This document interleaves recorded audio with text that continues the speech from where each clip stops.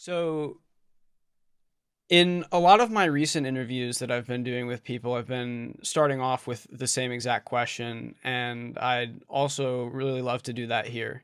And that question is, what is suffering? Suffering is the veiling of our innate happiness, What veils our innate happiness? thoughts and feelings. What is the mechanism by which thoughts and feelings veil our intrinsic happiness? If we get lost in our thoughts and feelings in particular, but in the content of our experience more generally, then we overlook or forget or ignore our innate happiness, which, so to speak, lies in the background of experience. So if we consider thoughts, feelings, sensations, perceptions, and so on as the foreground of our experience, the content of our experience, then when we give our exclusive attention to these, and as a result tend to lose ourselves in them, then we ignore or forget or overlook that the background of our true nature, which is the experience of happiness or peace. In the same way that when we get absorbed in a movie, we overlook the screen. The screen seems to disappear behind the movie. Of course, it doesn't really, but it seems to. Why? Because we are focused exclusively on the content of the movie. Although in this case, the screen is analogous to what we essentially are. So, of course, if we're watching a movie, the screen is something we're seeing outside of ourselves. In this analogy, the screen is our true nature of being or being aware. And this presence of awareness, lose ourselves in the content of experience and thus overlook ourselves. Yeah, it's pretty scary being a limited finite human. Um, right. So there's all of this content, and there's a body and a mind, and there's the extent to which awareness itself becomes immersed in either the experiencing or in the body or mind as self. Yes, And yes. Well, when I use the word experience, the content of experience, I include the mind and the body. So by the content of experience, I mean the mind, that is thoughts and images, the body, that is feelings and sensations, and the world that we know through perception. So all of that I consider to be the content of experience. so it sounds like the realization of true nature, or the remembering of true nature, plays an important role in freedom from suffering. Very much so, very much so. Just as the experience of suffering is the forgetting or ignoring or overlooking of our true nature, so the recovery of our innate happiness involves the remembering of ourself, or the recognition of the essential nature of ourself or being. Yes. What's true nature? What is our true nature? That to which we refer when we say I am, before what I am is qualified in any way by experience. It's an important qualification. The second part of that So, does a lot of work, I think. yeah, so if you were to ask me a subsequent question, what is the ego, or the apparently separate self?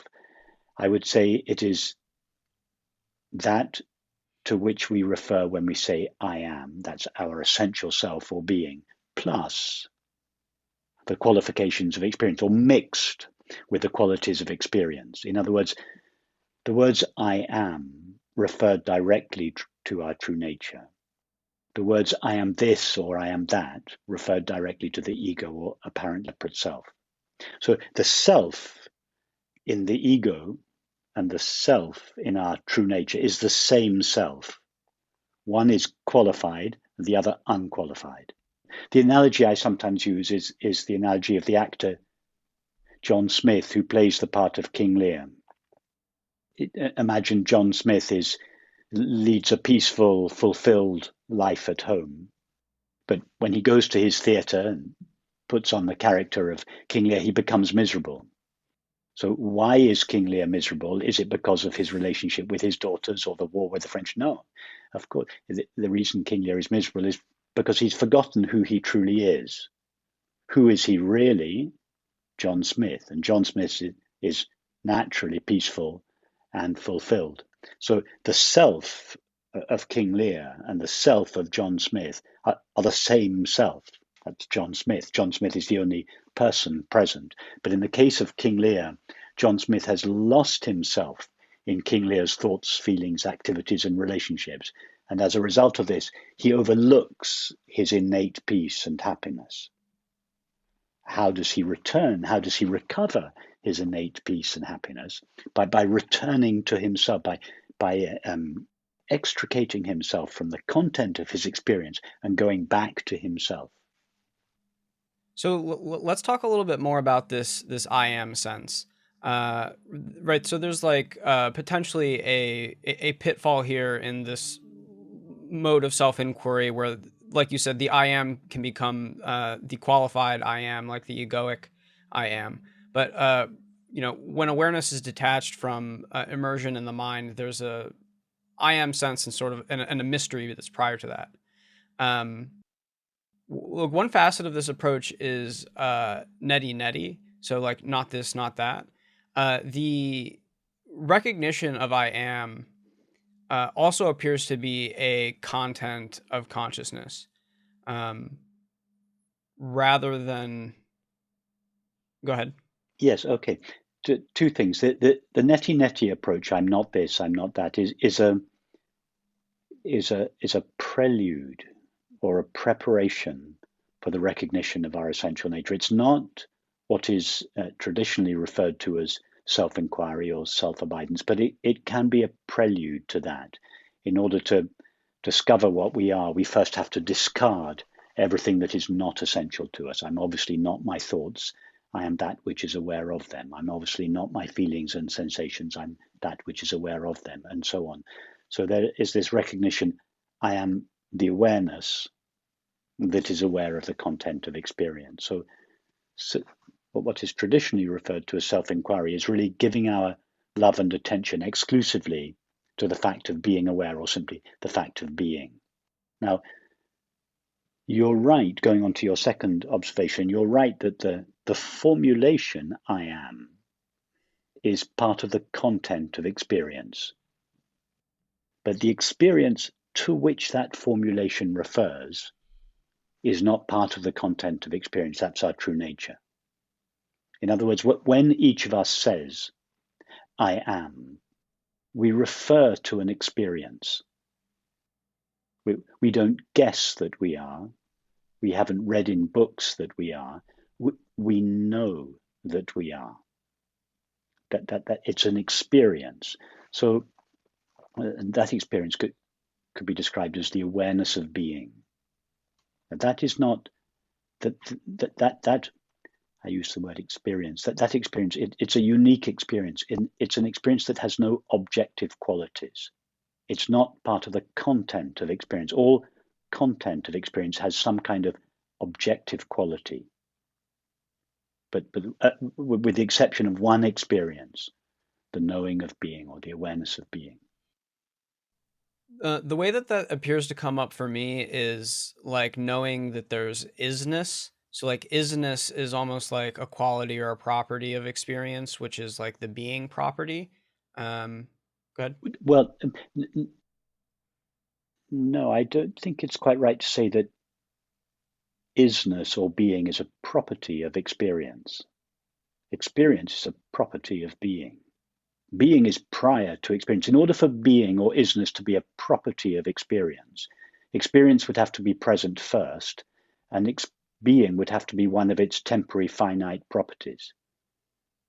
But if being were a temporary property of experience, then we'd have to ask, what is experience prior to being? It would not be. So being is not a property of experience. Experience is a property of being. The screen is not a property of the movie. The movie is a property of the screen.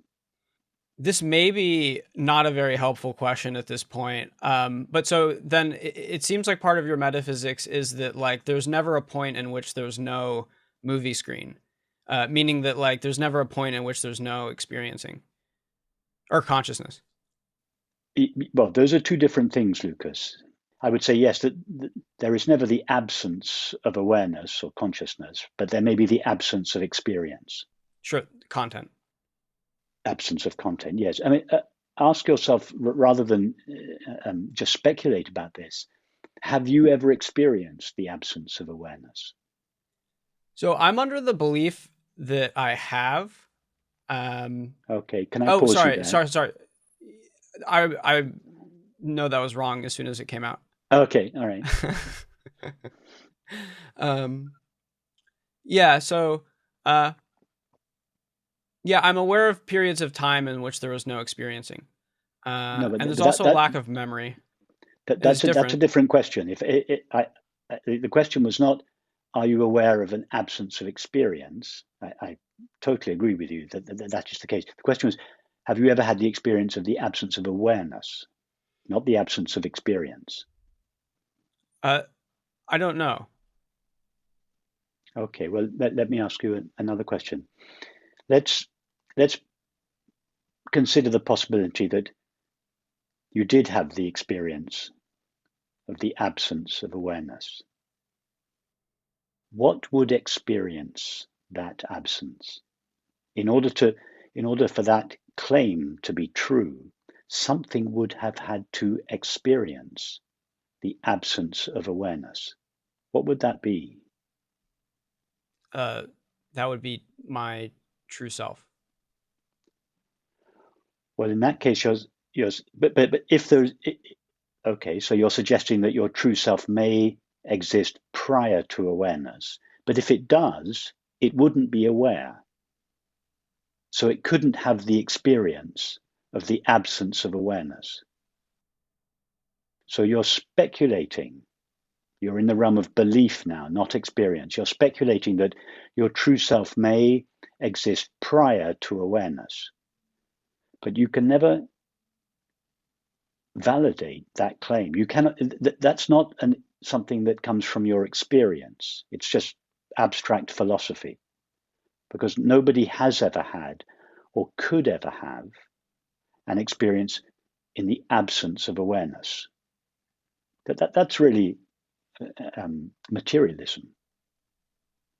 The belief in the existence of something prior to and independent of awareness, out of which awareness is subsequently generated. That's materialism.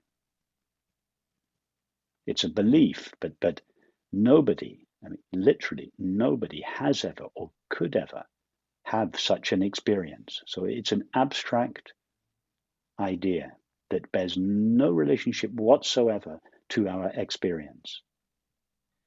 So I'm somewhat mindful of not wanting to like get caught up here for the sake of the sure. conversation, but just yes. One last attempt from me here to try to get some clarity. Right, so there is like this local mind body thing. There's like Lucas, and Lucas in the realm of form has a particular history, where I was born, and I'm like a certain amount of years away from being born, and in deep sleep or prior to my birth, right? There's like an absence of memory, which isn't the same, or content, which isn't the same as an absence of awareness. I recognize that. And there are things like Zen koans that say things like, what was your true face before your parents were born? There's like a clear sense of like the non-local true self nature that is existent like prior to the arising of this particular like local manifestation. And so I have the sense of the like the presence of true nature being non-local to this particular mind body. Um, at the same time, um, I don't know why that excludes the possibility of there being times at which there's no uh, consciousness or awareness. I don't have experience of this, right? But there's like cessation, and there's also Nirodha Samapati.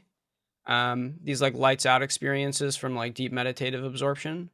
There's also like the period of time in which um, this realm of like form hasn't like come together to create these like local mind body systems, which say that like the field of consciousness then uh, experiences itself the non-local experiences itself locally through this like particular person. um so like that's my understanding, and I have a trouble like bridging the gap there to there's never a time at which there's no awareness. um I don't know why awareness couldn't also come and go like everything else. Well, if awareness did come and go like everything else, then like everything else that comes and goes, it would have to come and go in some kind of medium. Anything that appears, that is, anything that comes and goes, appears in or on some medium or field or container. And what would that be? That's Like, one thing. yeah. Okay. Sorry, well, that's one question. Another question would be, if awareness is something, if we were to try to verify, how would we verify the claim that awareness comes and goes? What would be there to experience the appearance of awareness? Whatever there was that experienced the appearance of awareness would have to be present before awareness arose, and would have to say, oh, look, it arose. When I clap my hands, you're aware that the sound arises. It appears, it exists, it vanishes. Why? Because you were present and aware prior to its arising, during its existence, and after its disappearance. So you can claim reasonably the sound arose, existed, and vanished because you were aware. But if you claim that awareness arises, if that claim is anything but just pure speculation, then how are you going to verify that? If you're going to base your model of reality on a completely unverifiable belief, then everything downstream of that belief is going to be founded on the same uncertainty. Why not start with something that you are certain of and build a model of reality from that? And another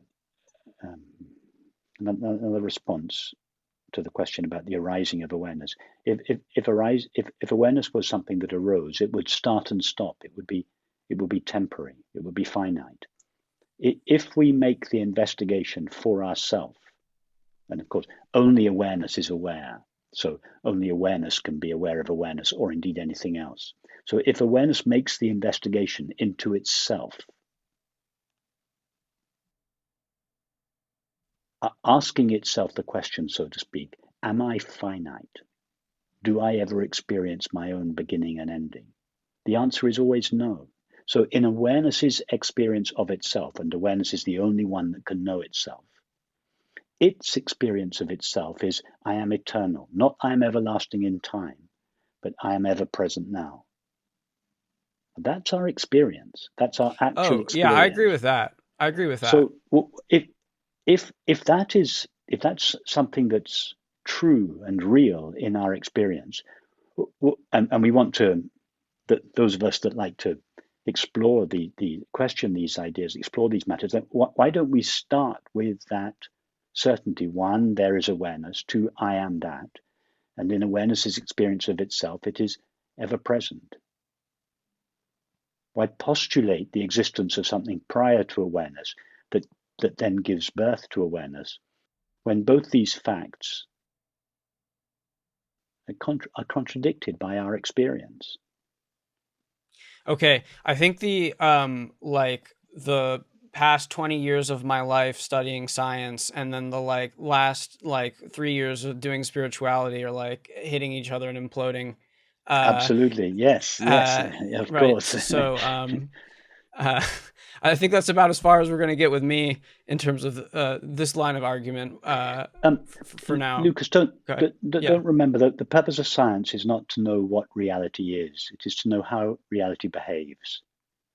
And your models of the models of science are very effective. They're very good at predicting and measuring how reality behaves. But philosophy is about something else. It's about what reality is. Who are we really? What is the world really? Not how does the world behave, but what is it in itself? What is it really? So there's no contradiction between your research as a scientist and your research into your true nature. They're entirely compatible.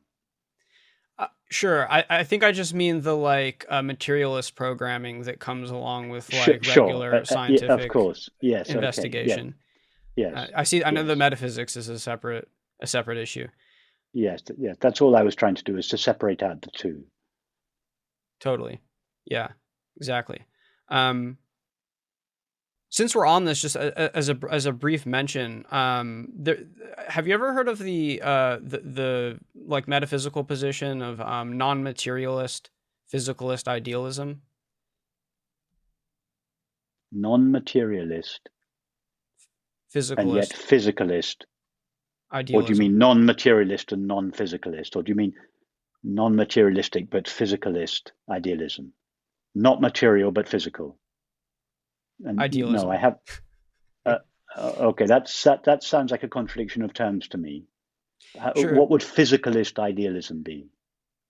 Is it Uh, physical or so is it mental? Oh, it's Uh, the idealism part means that like the intrinsic nature of all phenomena is consciousness. The okay, yeah, physicalism part means that like that intrinsic nature of consciousness is best described by uh like the laws of physics as we understand them, like relatively so, that like they evolve by mathematical okay. like rules. Well, the way that intrinsic nature behaves may be so, but what that intrinsic nature is cannot be described by physics, mathematics, language at all. But the way it behaves could be described by physics and mathematics. Whether it's the best description or not, I don't know. But yes, I would agree with you, Lucas, that if we consider the possibility that the so-called physical world or universe is the activity of an infinite consciousness, then science could be the means by which that activity is explored and measured and described.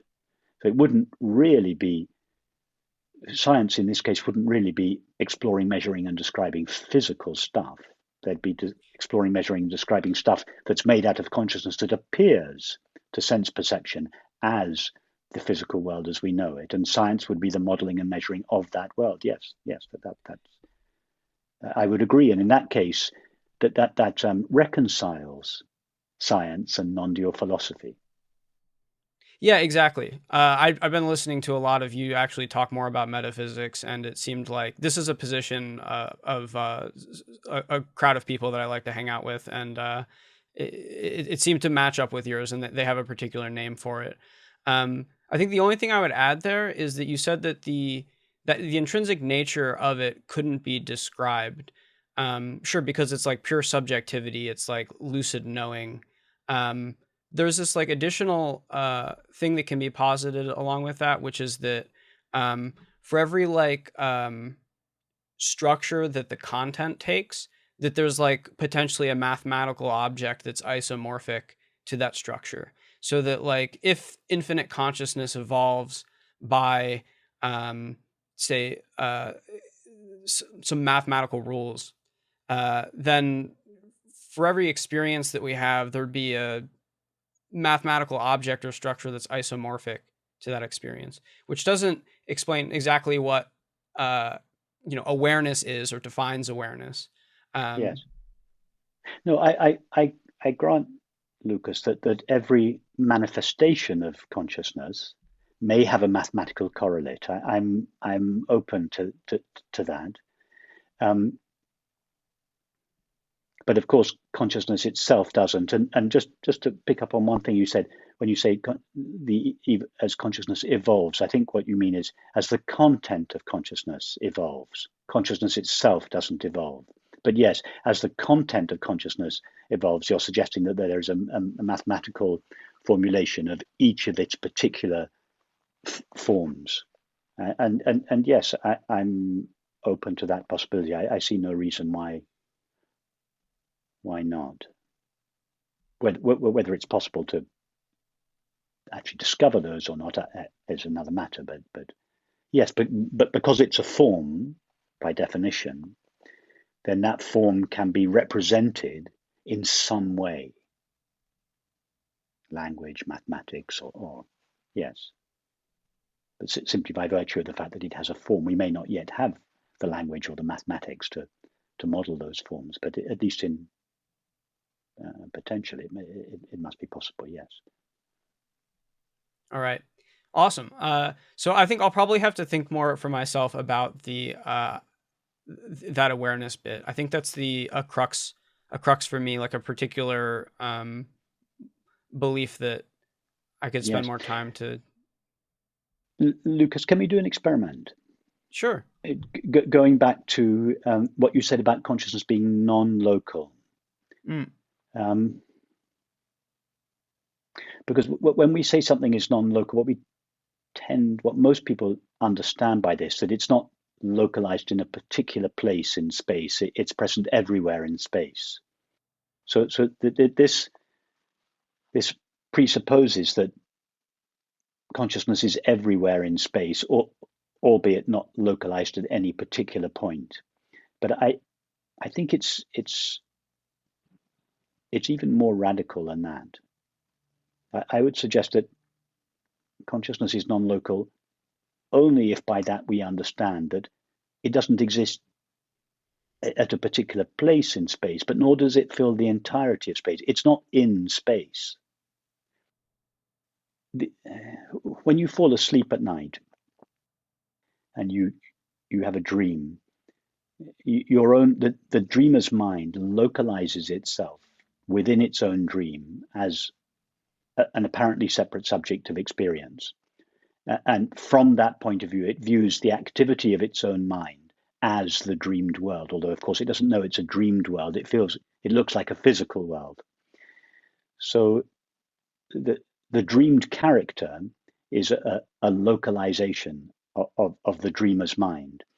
But the dreamer's mind is not, to say that the dreamer's mind is not local doesn't mean to say that the dreamer's mind exists everywhere in the dream world. No, that there is no real space in the dream world. When the dreamer wakes up, the dreamer realizes, that the dreamed world didn't take place in space. Space was just how my mind appeared from the localized perspective of the character I seemed to become in my dream. So I agree with you, consciousness is not localized, but nor is it unlocalized, if by unlocalized we mean existing everywhere in space. So with that as an introduction, I want to give you an experiential taste of this. I want to make this experiential, not just philosophical. So would you agree, Lucas? It's the only thing I'm going to ask you to agree with, that whatever your true nature is, it is present now. Yes. And therefore, in order to access it, you don't have to refer to your past experience. It must be accessible in your Yes. present experience. Okay. Now, close your eyes. And in order to help you not refer back to your past experience, imagine that you're a newborn infant. This is the first experience you've ever had. We've agreed that our true nature is present now. Mm-hmm. So we don't need a past. Or, of course, you retain the ability to use language. But so without reference to your past, imagine this is the first experience I've ever had. I haven't opened my eyes yet. You're brand new born infant. Now, go to your experience of yourself and try to describe it without reference to the past. I notice sensation and content, and I notice it's empty space. It's like space that is filled by Well, hold on. experience. Can I pause you then? Mm-hmm. You say it's like space. You haven't experienced space yet. You haven't Oh, opened okay. your eyes. You're a newborn infant. So try not to refer back to the past in your descriptions. I know it's difficult, but without reference to space, how would you describe your experience of yourself?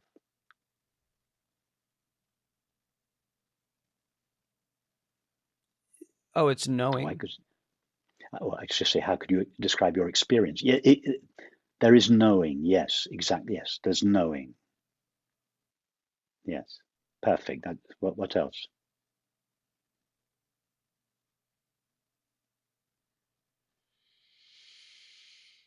Uh, there's uh, there's also a sense of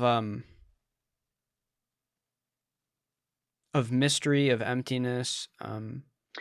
No, when you speak of mystery, the word mystery only means something when compared to the known. Mm. You don't know anything yet. So the word mystery has no meaning. The word empty only has any meaning in reference to the fullness of things. You can only say that your space is that your room is empty. That's with reference to your books and the furniture. So the word empty has no meaning. That you're referring to the past when you say mystery and empty.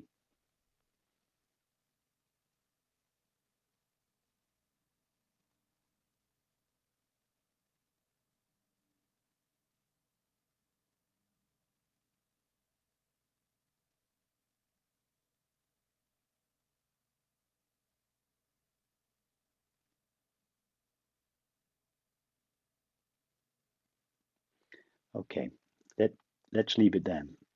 Lucas, your response was perfect. Yeah, it's like knowing. You There's knowing.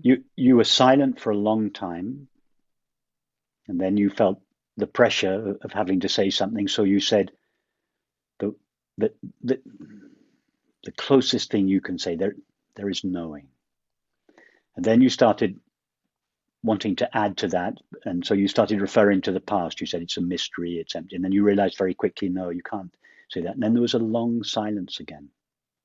The long silence was the best answer. There is knowing was was the next best answer. But you didn't mention time or space. Well, you, you mentioned space, but then very quickly you realized that it wasn't true of your actual experience. You were experiencing yourself. You were having experience, or there was knowing, but there was no experience of time or space.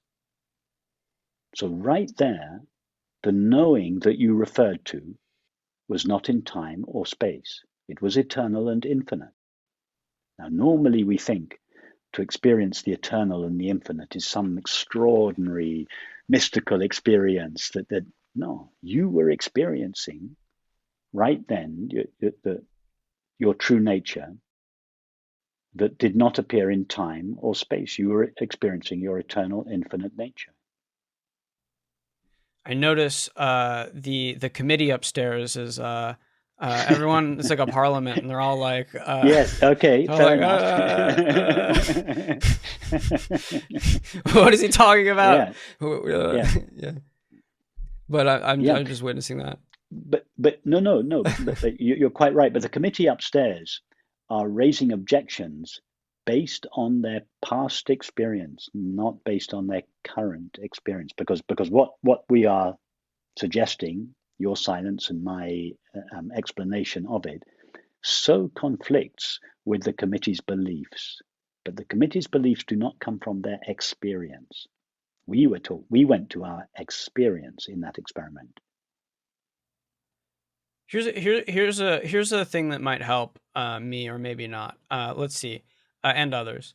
Um, So part of like squaring non-dual understanding with other accounts of how the world works, like how we get trained up in science and materialism, um, is that it seems like in some way there is like a supervenient relationship between consciousness and the brain. Um, and so you can alter the brain and it will change experience. Um, but perhaps it doesn't change awareness. Well, well, there are two things there. Let's say you have a glass of wine. You're sober, Yeah. and you look at your room. You see one thing. You have a couple of glasses of wine. You look at your room, and your perception is changed. So the glass of wine has changed your perception. So we have two perceptions: perception one before the glass of wine, perception two after the glass of wine. So the, the, the two perceptions are different, but they are known by the same awareness. Obviously, it is you that knows perception one, it is you that knows perception two, the same you, the same awareness. Now, the content of awareness has been changed, but the awareness that illuminates or knows the content, the perceptions in this case, has not itself changed. The awareness that knew your experience as a 5-year-old boy is in exactly the same pristine condition as the awareness that knows your experience now as a young man. But let's explore that further, because you started by saying if you do something to the brain, the content of experience changes, if not the content of awareness changes, if not awareness itself. But I detect a subtle presumption in your question that doing something to the brain is doing something physical, and hence the what you were suggesting was that doing something physical affects certainly the content of awareness and possibly awareness itself. But do we know that doing something physical, so-called physical to the brain, is really a physical act? Do we really know that the brain is a physical thing? After all, if the character that you seem to become in your dream has a couple of glasses of wine, his perceptions will change. And he will use this as an argument to suggest that the physical substance, the wine, affected his physical brain. And as a result, the content of awareness changed. When you wake up in the morning, you realize my brain was not physical substance. The wine was not physical substance.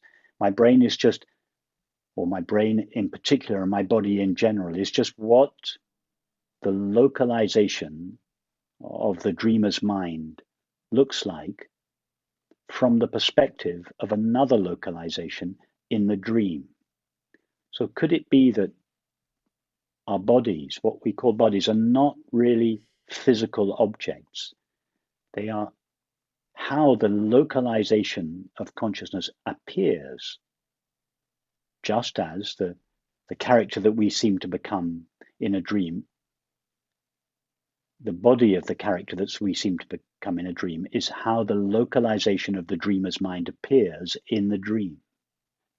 As William Blake said it so beautifully, he said, the body is that portion of the soul. By the soul, he meant the mind. So I'm going to translate. The body is that portion of the mind that is discernible to the five senses. In other words, when I look at your body, I'm looking at that aspect of your mind as it appears to sense perception. We cannot perceive mind with our senses. Through sense perception, we cannot see a thought.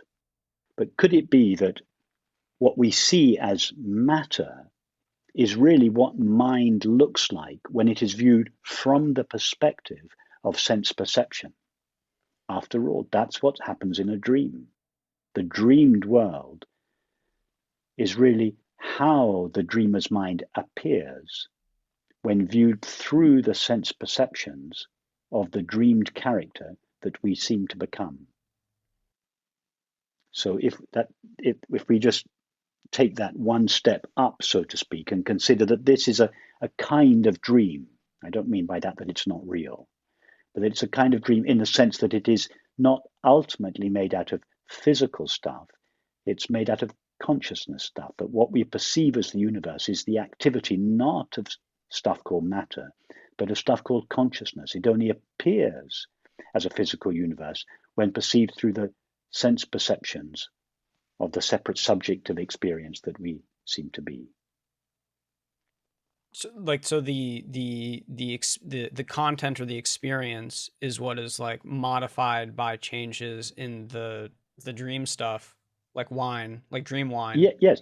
So the wine, just as the wine in the dream is really what an aspect of the dreamer's mind looks like from the perspective of the dreamed character. So the glass of wine that you and I drink, could that be an aspect of the activity of consciousness that appears as a physical glass of wine from our limited and localized perspectives? In other words, I'm not disagreeing with you. Yes, the wine affects the brain, which affects the content of consciousness. What I'm questioning is whether the wine is really physical stuff, whether the brain is really physical stuff. Could these not too be the content of the activity of consciousness? And in other words, when you have a glass of wine, it's one activity of consciousness affecting another activity of consciousness.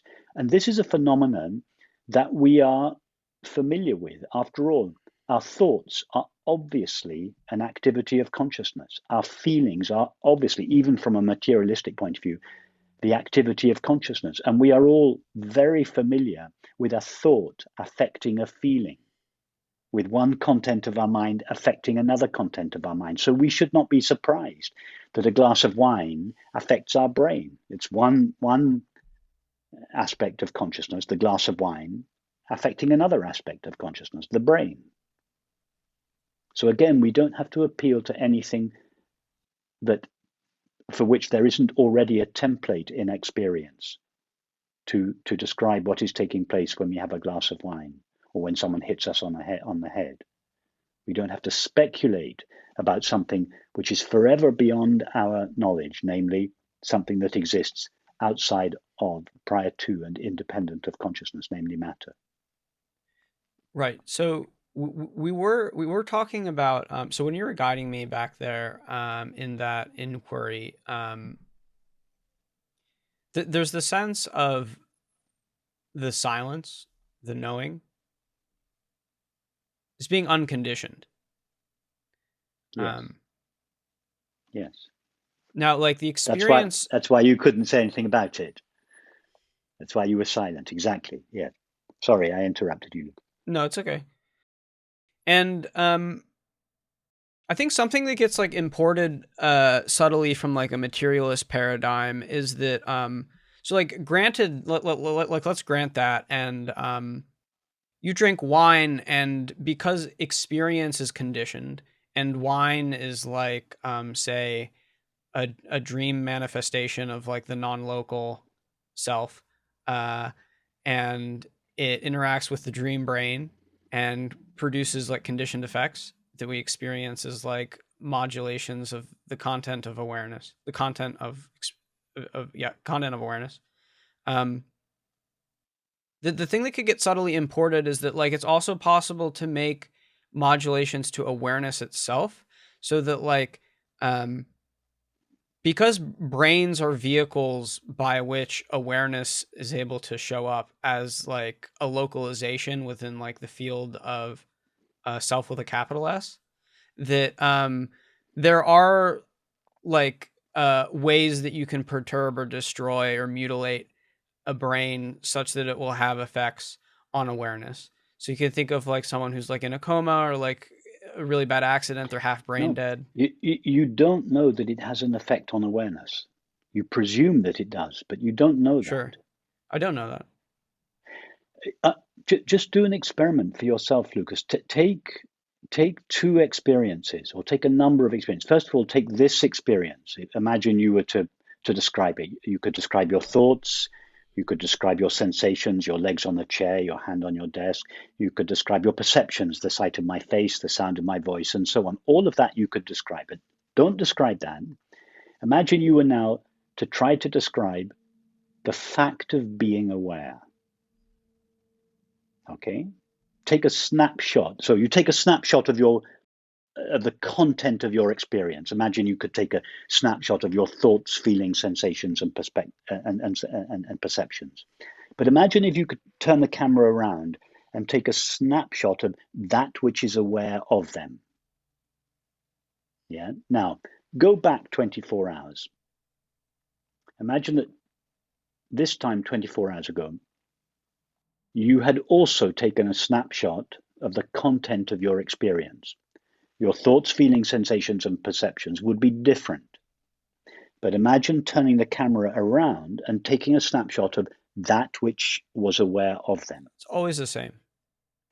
Perfect. Do the same in 24 hours' time, 24 years' time, always the same. Not only that, if everybody, all the people, all the animals that are aware of their experience, if they were to each take a snap, and they would do it at the same time, like now, 7.8 billion people, they take a snapshot of their experience, the content of their experience, all the images would be different. But imagine that everyone were to turn the camera around and take a snapshot of that which is aware of their experience. They'd all be identical. I'm noticing that I, for some reason, have a belief that true nature is present right now.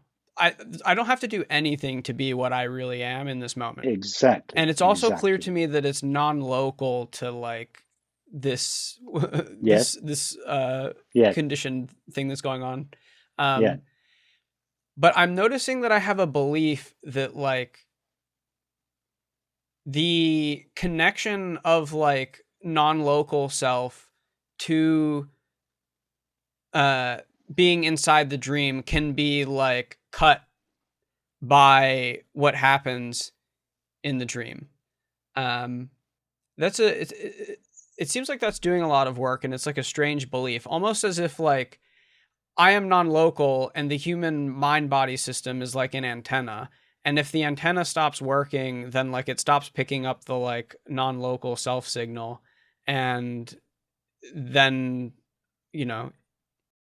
Well, Lucas, if the human body is the appearance of a localization of consciousness, so consciousness localizes itself as an apparently separate subject of experience. And if we consider the possibility that our body is how that localization appears, then when that body dies and disintegrates, the disintegrating body would be the image of the delocalization of consciousness, returning to itself, returning to its unlocalized prior condition.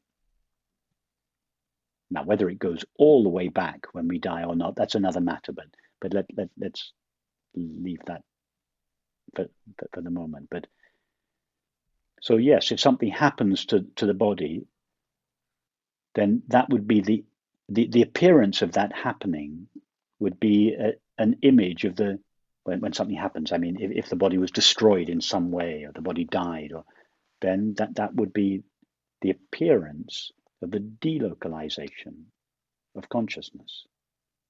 oh, to awareness. Yes. Right, and that can't be described. Well, ultimately the essential nature of consciousness can't be described, because all our words have evolved to describe the content of consciousness. Consciousness is ultimately that in terms of which everything else is described. but the words that have evolved aren't they can only describe the parts. They cannot describe the whole. I think I'm noticing that I am subtly reifying consciousness as a thing. Okay, yes. Well, it's inevitable or almost inevitable that we do, Lucas, because just by calling it consciousness or awareness, we reify it, we make it into a noun, and a noun is always a thing. That's why I very often use the word knowing rather than awareness, because it's a verb, not a noun. Consciousness ultimately isn't even a verb, but it's less concrete to refer to it as knowing than Yeah, consciousness. But it seems wrong to even refer to it as a verb.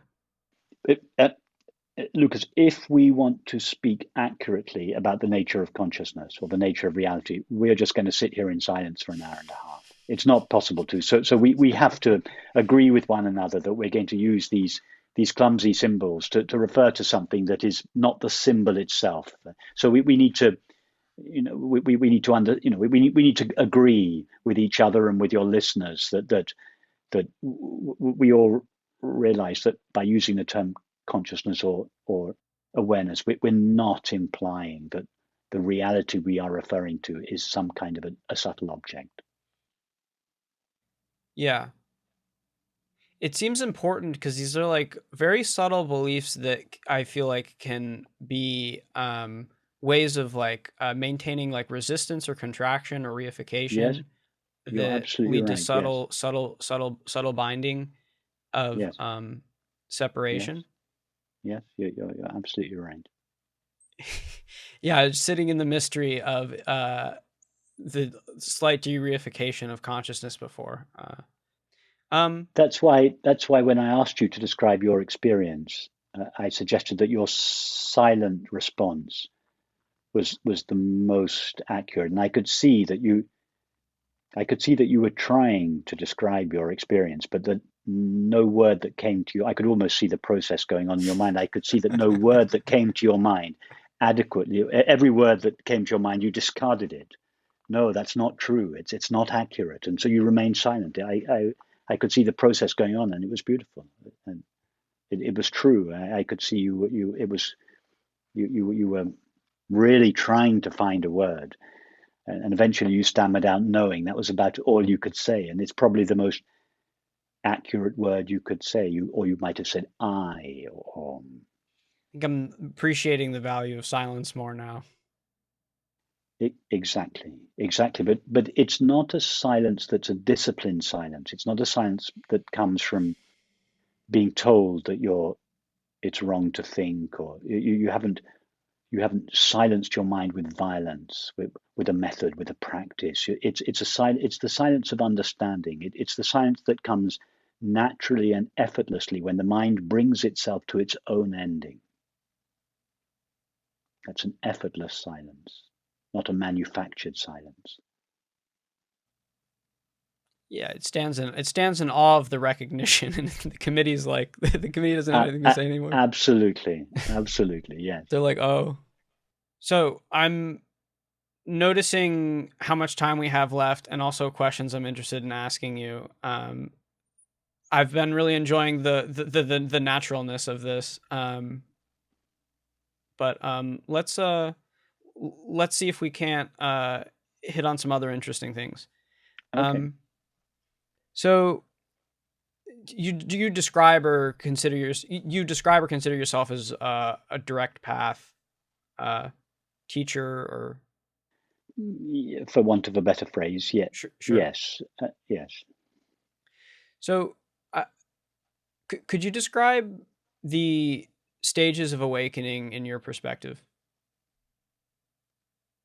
Well, it can happen in different ways for different people, but one quite common way would be to recognize, first of all, that we are not essentially anything that we are aware of.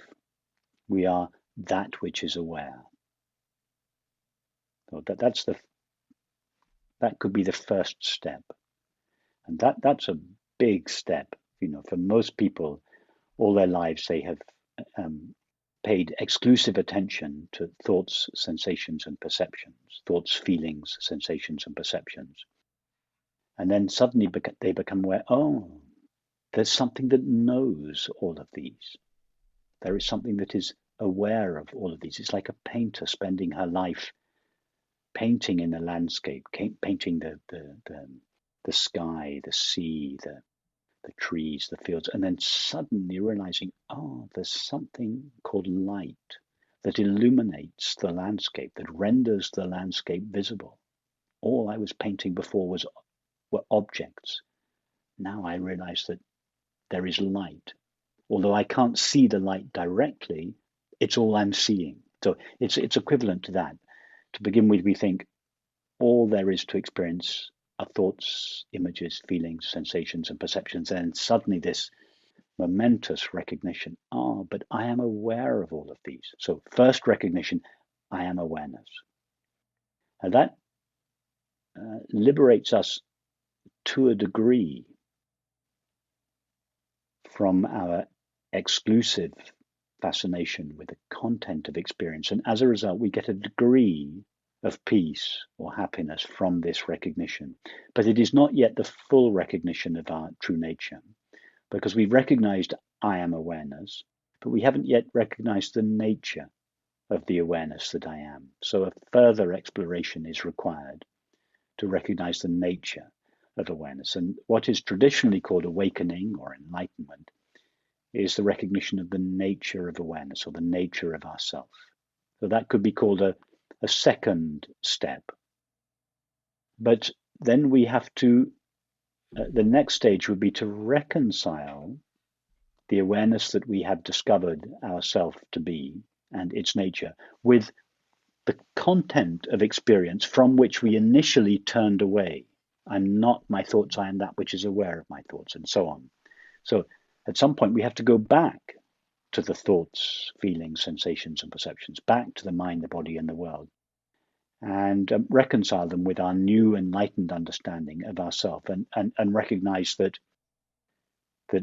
the awareness, the aware being that we essentially are, is the ultimate reality of everything. So to begin with, we believe and feel I am something, I am a body and a mind. Then the halfway step, the recognition I am nothing, I'm not a thing, I'm not the body and the mind, I'm awareness. And we recognize the nature of awareness. And then we return again to the content of experience, and we realize that I am everything. That the being that I essentially am, the aware being that I essentially am, is the ultimate reality of everything and everyone. So those could be the three steps. First of all, the recognition I am awareness, then the recognition of the nature of awareness, and then the recognition that everything is that. That's very interesting and helpful. I love how it's different and also synthesizes a lot of different perspectives. And I think I'd like to offer some here for your clarification and exploration. Right. So that witness stage seems to be like very clear and like agreed upon, right? So there's like the witness is the first stage, I am awareness. Mm-hmm. It's not yet what's referred to as enlightenment, but it's the first step. Yes. Right. Yeah. So so that stage is like fairly clear. Locke Kelly calls it like there's a risk of getting caught in the witness protection program. I'm not sure if you've ever heard him say that. I haven't, but yes, exactly, yes. Yeah, sometimes people hang out there too long. Sometimes people hang out there too long, and indeed there are teachings that just take one thus far, and that's fine. That's fine. That's just as far as the teaching goes. It's not the full understanding, but it's a valid understanding. Sure. So then the second stage, as you described it, was recognizing the was coming back to content. Was recognizing the nature of awareness, yes, and then coming back to content. Yes, exactly. Right. So there are two facets in stage 2 that I'm particularly interested in, and so actually, let me frame this a different way. in this model that I described earlier, when I described non-materialist physicalist idealism, there's a lot of people who are like into this, who also do kind of more gradual path work, and they come from like the school of like pragmatic dharma. I'm not sure if you're familiar with that, but this is more sort of like a Theravadan like or like Vipassana type path, which is about the like building up insight and metacognition that leads to defabrication of experience, such that like you end up in fourth pathing, which is the experience of all content of consciousness like self-cognizing in and through themselves exactly where they are, without referring back to like a center of experience. So the experience becomes like purely centerless.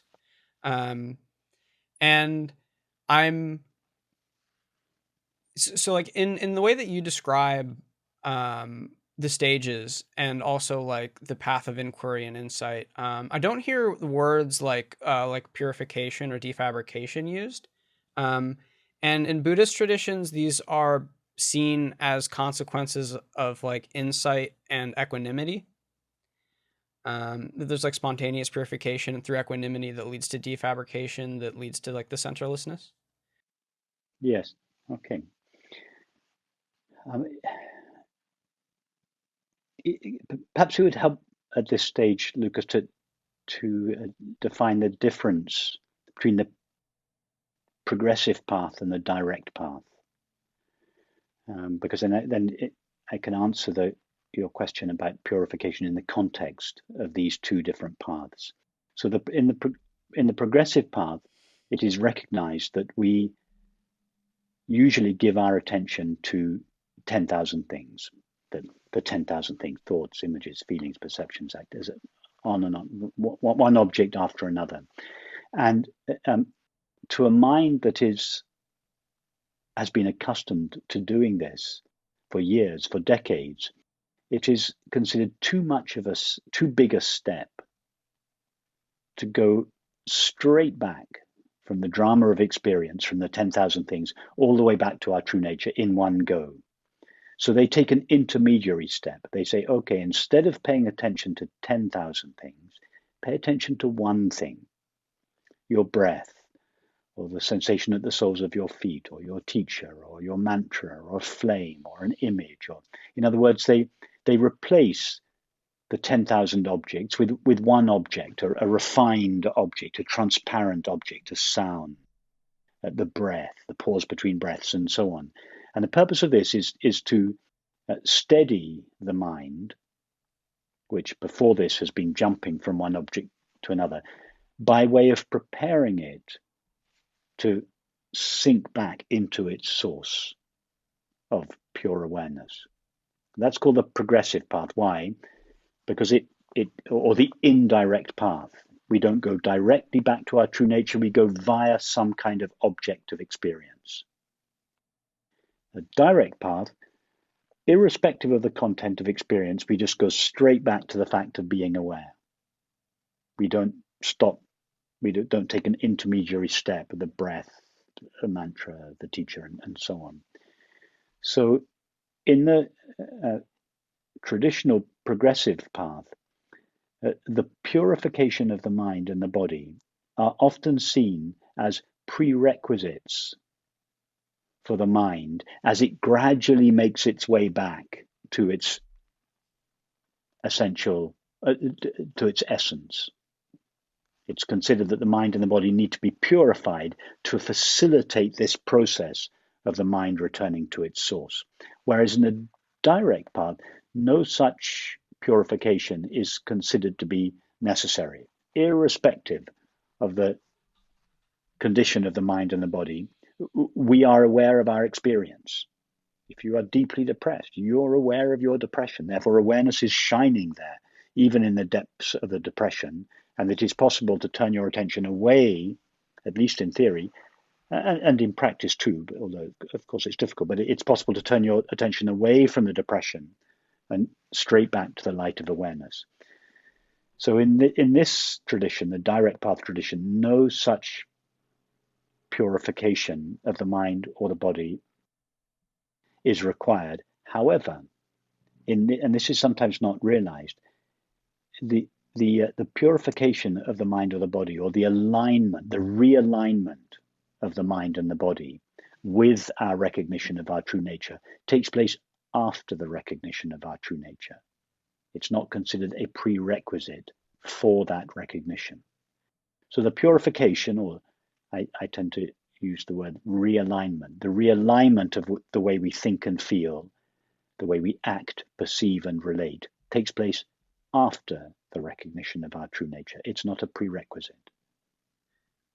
I've heard enlightenment described as the alignment of the human mind body with the awakened perspective. That's fine. It's just a matter of defining terms. That's not how I use the term enlightenment. I use the term enlightenment and awakening synonymously to refer to the recognition of the nature of our being. That recognition can take place, and the mind and the body can still be in a fairly dysfunctional state. When you return, so to speak, from that recognition, doesn't mean to say all your issues are just cleared up overnight. There's a further process, which I call the realignment process, that takes place after so-called enlightenment or awakening. But it's just a matter of definitions. I'm not arguing with your definition. It's fine. What is this? So what are the? Is there like a list of insights in that second stage that are the insights of the nature of awareness? Well, I could list a few, Lucas. The recognition, once we've recognized I am awareness, then we can recognize awareness is ever present or eternal. It is unlimited or infinite. It is self-aware. That is, it is known by itself. It's not known by something other than itself. Everything else is known by something other than awareness, like thoughts. Sorry, everything else is known by something other than itself. Everything else is known by awareness. But awareness alone is known by itself. A thought does not know itself. A thought is known by awareness. A sensation in the body does not know itself. It is known by awareness. But awareness alone knows itself. So awareness is self-aware, eternal, infinite, ever-present, unchanging, self-aware. There is no disturbance in it. In other words, its nature is peace. And it is whole or complete, lacking nothing. That's the experience we refer to as happiness. So if you've recognized that the awareness that you are is eternal and infinite, ever-present, unchanging, self-aware, inherently peaceful and happy, then you've really recognized all that really matters. And then could you talk about returning to well, so what remains then? Oh, and I should add perhaps that it knows nothing other than itself. That's the experience we call love or beauty, the absence of otherness. So what remains to be done then? What remains to be done is to realign the way we think and feel, and subsequently act, perceive, and relate with this understanding. Our old thoughts, in other words, we have to upgrade the operating system. The old operating system was revolved around the sense of ourself as a temporary, finite, separate self. And most of our thoughts and feelings arose on behalf of, and most of our activities and relationships were engaged on behalf of the separate self or ego. Now we've discovered that the separate self or ego is an illusion. We've recognized the nature of ourself. So our thoughts and feelings and our subsequent actions, perceptions, and relationships now need to be upgraded so that they arise on behalf of the self that we have now discovered ourself to be, and its innate qualities of peace, joy, love, and so on. And that that's a process that takes time. In fact, it's a process that has no end. There's no end really to realigning the way we think, feel, act, perceive, and relate with this recognition. It goes on forever. Sorry, is that after stage 3? That is what I previously referred to as stage 3, the Oh, realigning of the mind, the body, and the world with our new understanding. Stage 1, I am awareness. Stage 2, the recognition of the nature of awareness. Stage 3, the realignment of all aspects of our experience with that recognition. what I'm curious about is how and if the experience of centerlessness and like the returning to content as undivided from true nature, like where that comes back in. I think in Dzogchen it's referred to as one taste.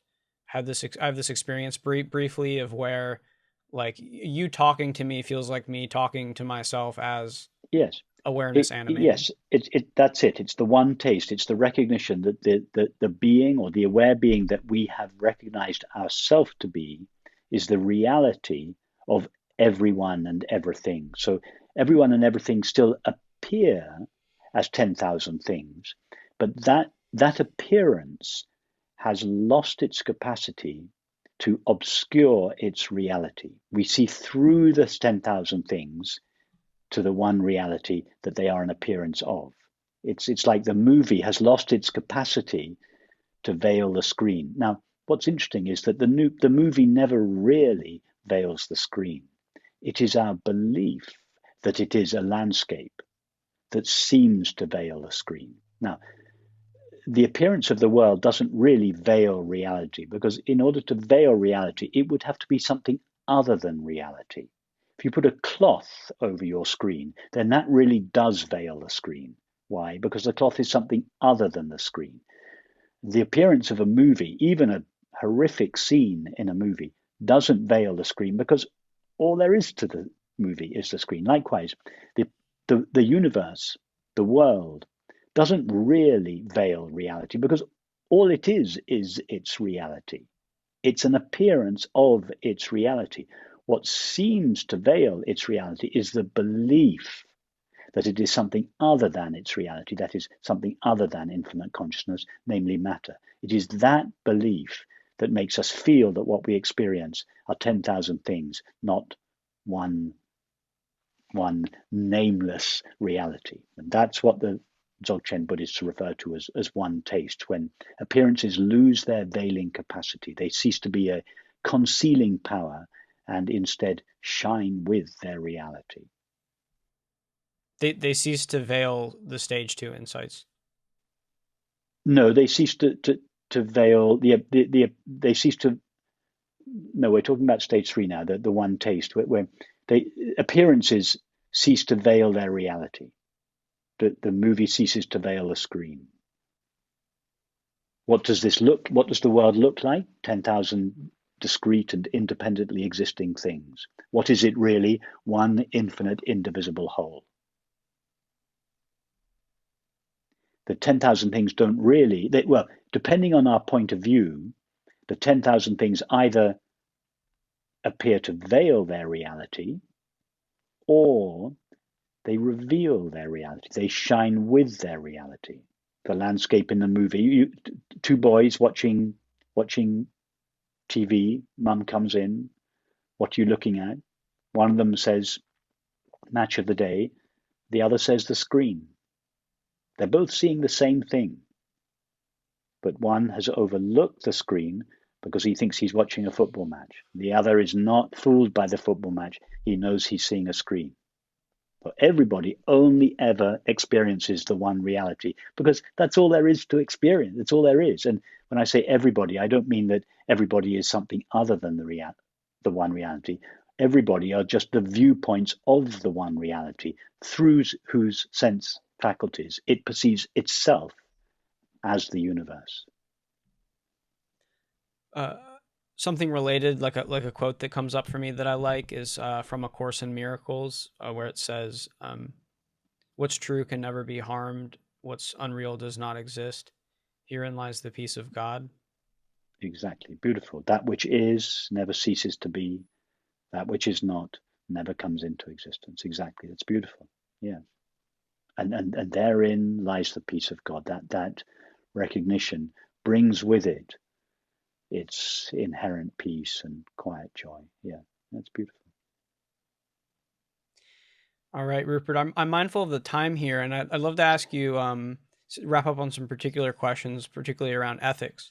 Um, so I spend a lot of time in the effective altruism community. It's a community dedicating to try and, it uses the mind a lot to do the most good possible. Um, That's a good use of the mind. it's good use of the mind. Um, Yes, and yes, uh, one important facet of this is this like perspective of long-termism, that the long-term future has like a really enormous weight to it, like a moral weight, due to all the time that as sentient creatures we could have to thrive if we don't go extinct this century. This century is pretty intense for human civilization, yeah, whether it's nuclear war or new biotechnology, synthetic pandemics, or whether it's yeah. human level or artificial general intelligence that could lead to an extinction Yeah. event. Um, how does ethics, the practice of a moral life, fit into enlightenment and the recognition of true Okay. nature? Well, there is an ethical implication to this understanding. What is this understanding? Essentially, if we were to sum it up, there are two aspects to it, one in reference to our inner life, one in reference to our external life, our activities, relationships, the world. In relation to our inner life, this understanding suggests peace and happiness are the nature of our being. But the second statement, which is really relevant to your question about ethics, we share our being with everyone and everything. So an ethical code that evolved from this understanding would be a code of behavior that was based on a single principle. We are one.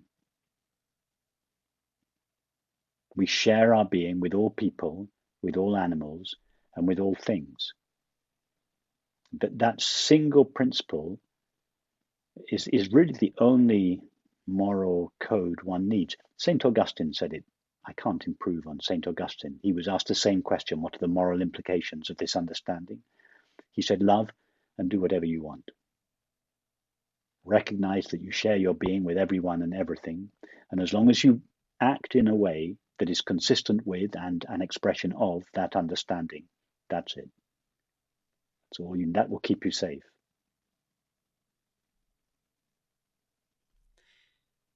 It seems like truth is incredibly powerful, not just in terms of being able to navigate form and create science and technology, but also in terms of love and freedom from suffering.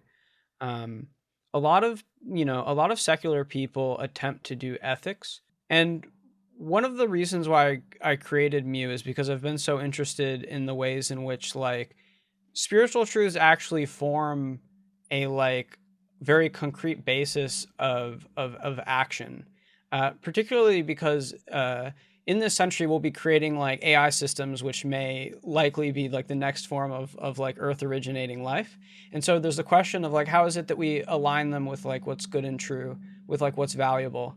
How do we make a like a beautiful future of life with these like intelligent systems that we create, which awareness may come along for the ride in them as instantiations of life. And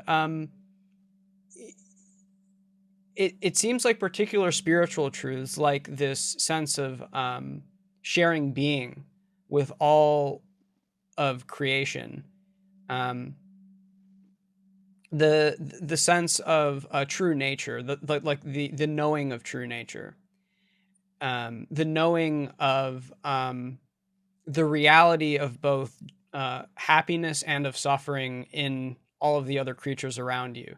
That these are all just like truths or facts that, if we only had enough mindfulness and awareness and practice of, could make it into our technology. But it seems like we live in a world in which like the practice of science and technology is so divorced from any notion of forgive me for using the word, right, Yes, spirituality or like the yes, sacred, yes, that like the ethics or the practice of these like deeply important parts of civilization are just missing truths and components that would be really helpful yes, for their expression. yes, yes. Because science at the moment is not. It's not.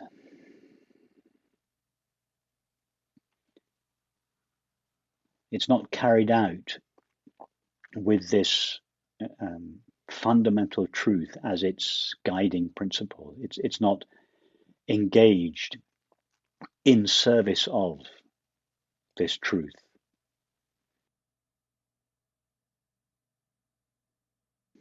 If there is to be world peace, it would have to be the fundamental principle behind that world peace would have to be something that we can all agree on. Why is there not world peace? Because we all disagree about things because we only refer to the relative truths of the mind. Well, you're never going to get everyone to agree on the relative truths of the mind because everyone's relative truth is slightly different, and there are, as you know, lots of postmodern thinkers that think that all there is relative truth, simply because that they have not, it's just a superficial view. They have not thought deeply. They have not discovered that there is something absolutely true, something that is true that is not relative to the condition of each of our finite minds. That's something that's the same, that's true whether you're a Buddhist or a Jew or a Hindu or an atheist or an agnostic or a criminal or a saint, or something that is absolutely true for everyone at all times, in all places, under all circumstances. Well, if we're going to have if society is, if there's ever going to be a world peace, it would have to be based on something that was absolutely true for everyone, but it wasn't relative to each of our conditioned minds. So this non-dual understanding is concerned with the absolute truth, has implications for the relative truths of the mind, about how the minds express the absolute truth. But the non-dual understanding is really concerned with what is absolutely true. We always go all the way back. What can we know for absolute certain? What is not subject to the temporary conditioning of each of our minds? And the nature of being is the one thing that everyone and everything has in common. That must be the foundation. It's the single principle upon which any truly sane society should be based. Just that one principle alone, and then that would then be applied in the different spheres of human activity. For instance, think about politics. Think if the all politics. Think of if all politicians knew, and not just knew, but felt that they shared their being with everyone, not just the people they love and agree with, but the people they don't particularly like and the ones they disagree with. But think of the fundamental principle of their politics was we share our being. And the purpose of politics was to bring that understanding into society at all levels. Think of what politics would be if based on that single principle. Uh-huh. Exactly, you laugh. Rightly so. I mean, look around the world at the conflicts that are taking place between nations. Would those conflicts be possible if the perpetrators, and I'm not saying anything about who the perpetrators are, I'm just talking about the perpetrators in any conflict. If those perpetrators understood and felt that the people that lived in the country next door to them or on the other side of the world, that they were the very same being as they are, would they behave the way they behave now? Of course not. Why do we not behave like that towards the people we love? Because what is love? the recognition of our shared being, the felt sense of our shared being. That's why we don't act cruelly and unkindly to people we like, precisely because we feel that we do love them. Well, in the non-dual understanding, we love everybody. We don't like everybody. Liking is to do with our conditioned minds. We cannot like everybody. But love has nothing to do with our conditioned mind. Love is the recognition of our shared being. And that's the first moral implication of this understanding. We are called to love everybody. We're not called to like everybody or to agree with everybody. That's not possible. But we are called to love everybody. That's the primary moral implication of this understanding. To love everybody, every person, every animal, and everything. If we understood this, if we felt this, and if we led a life to the best of our ability in a way that was consistent with this understanding, think of the kind of world we'd live in.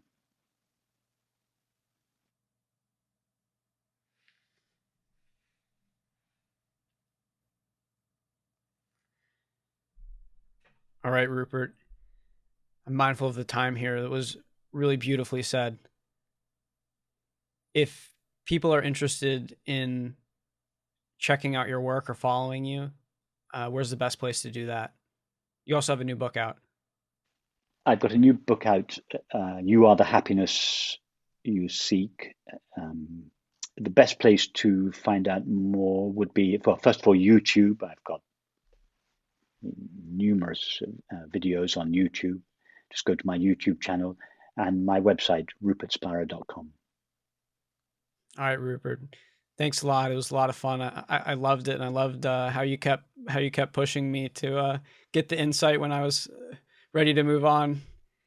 Well, Lucas, it's been a beautiful conversation with you. I'm very touched by your passion and your sincerity, and what the work you're doing in the world is beautiful. So I wish you the very best with it. I'm sure you'll go a long way with it. It's beautiful work.